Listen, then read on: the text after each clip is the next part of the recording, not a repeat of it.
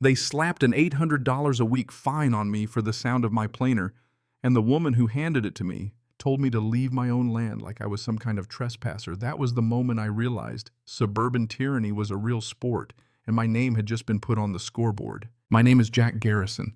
I used to build bridges under fire with the Army Corps of Engineers. Later, I built high-end custom houses in peace, which is why being lectured about aesthetic harmony by a woman in a floral muumuu with a clipboard felt like a bad joke that wouldn't stop laughing. She called herself the HOA President Karen, and she planted a red violation sign in my lawn like it was a spear. The sign's bright letters screamed at every passing car. I watched the metal stake sink into the turf I'd spent years cultivating, and for a second the silence, after my planer stopped, sounded heavier than the saw. It wasn't the money, $500 for the first offense, $800 a week after that. It was the reach, the posture. My 5 acres were grandfathered, legally separate from the new subdivision that called itself Heritage Hills. The developer had hired me to design and build the 5 flagship homes that made that neighborhood's prices climb. The same hands Karen wanted to gag had shaped their mahogany libraries and milled the beams in their vaulted ceilings. She saw a dusty man with noisy tools and thought she'd found an easy target. Act 1 is the flare-up. 3 days after her performance on my lawn, a certified letter arrived embossed with the HOA crest, a bureaucratic sledgehammer quoting a vague clause about noxious or offensive activity with no decibel levels, no objective standard, the perfect catch-all for someone who likes to rule by whim. Sarah read it at the kitchen island and said, "Jack, this is insane." I folded that letter with the crisp, precise crease of someone who once folded plans under pressure, and I decided not to panic. I spread deeds, county plat maps, the developer's master plan across my drafting table, the same table where I used to sketch trusses and trim. There it was, Lot 7B, my parcel explicitly excluded from the HOA's covenants. The sign in my yard was a trespass, the fines legally null. But this wasn't a paper fight, it was a test of nerve. Karen had staged a spectacle expecting me to flinch. I didn't flinch. I wrote a calm, formal letter, cited the exact paragraph of the plat map, requested proof of jurisdiction, and sent it certified, return receipt requested. I put the ball back in her court. She ignored it. The sign stayed. So I walked out with pliers and a post puller and removed the offending monument, moved it to the edge of her manicured world, and leaned it against her hedges with a printed invoice for a $50 trespass removal fee.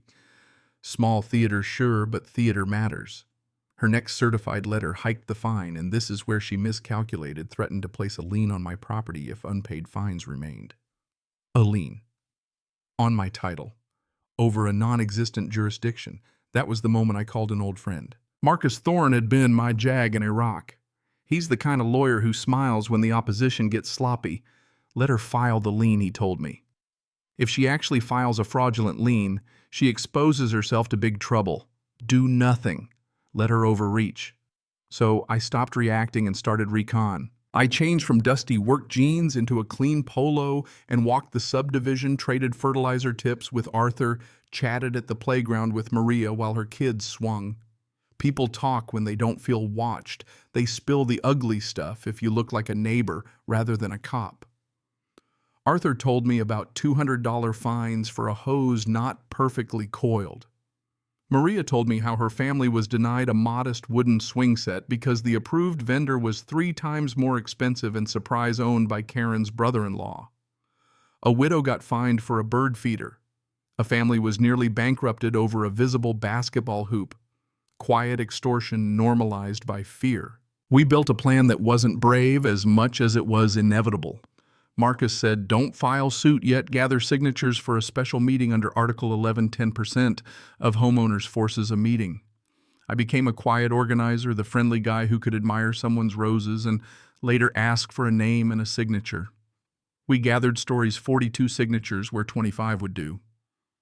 We pulled deeds, cross-checked contracts, and I made a call that would be the twist. I rang the developer, Bob Sterling, a crusty old man who hadn't thrown anything away. He overnighted me his files. Buried in that box was the Declaration of Architectural Standards filed before the HOA existed, and to my surprise, a clause naming me Jack Garrison as the architectural arbiter for the 5 estate homes I'd built. In short, on those 5 properties, my authority superseded the HOA's review. Karen had been fining homeowners for aesthetic violations on houses whose aesthetic I had legally been appointed to supervise. The irony was thick enough to cut with a chisel. We filed the petition and watched Karen try to downplay the meeting by posting a bland notice instead of notifying residents. She expected low turnout, the kind of crowd a petty tyrant likes. She misjudged human tinder. We circulated simple flyers, we whispered to neighbors, and we filled the clubhouse. Cars lined the street. Families overflowed into the foyer. She opened with a sermon about property values and community standards, gavel pounding like a schoolmarm who'd forgotten the word humility. Then she asked me in front of everyone to explain why I thought I was exempt. I set up a map, put the plat on an easel, pointed to the red rectangle that was my parcel, and read the developer's clause aloud. Parcel 7B is expressly excluded. The room listened. Her smile faded. Arthur stood and told the story about the denied records. Maria and David described the swing set racket. One by one, the stories landed like stones in a quiet pond, ripples that touched everyone in the room. And there it was. The twist landed hard. The man she had publicly humiliated was the craftsman behind the neighborhood's crown jewels. People who had paid a premium for their houses looked at me, then at Karen, and the shock on their faces said what words could not.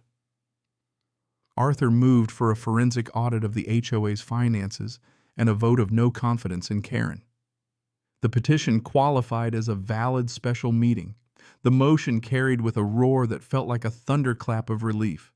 In 30 minutes, her kingdom melted into a spill of handbags and angry whispers. She shoved through the crowd and left furious and stunned. Act 3 is consequence and cleanup. The interim board rescinded the bogus fines, commissioned the audit, and the audit did its ugly work: inflated bids, altered invoices, reserved funds, shifted toward improvements that coincidentally landscaped Karen's property and those of her cronies. Contracts awarded without bids, vendors with familial ties, a refusal to produce financials, all signs of a racket. With Marcus's guidance, the new board filed a civil suit to recoup funds, and the audit file went to the district attorney. Karen listed her house. Moving trucks made quiet runs that weren't so quiet anymore. Standing in my workshop the afternoon, she left the big bay door open, sunlight across stacks of maple. I didn't feel glee. I felt something quieter, a righting of a wrong.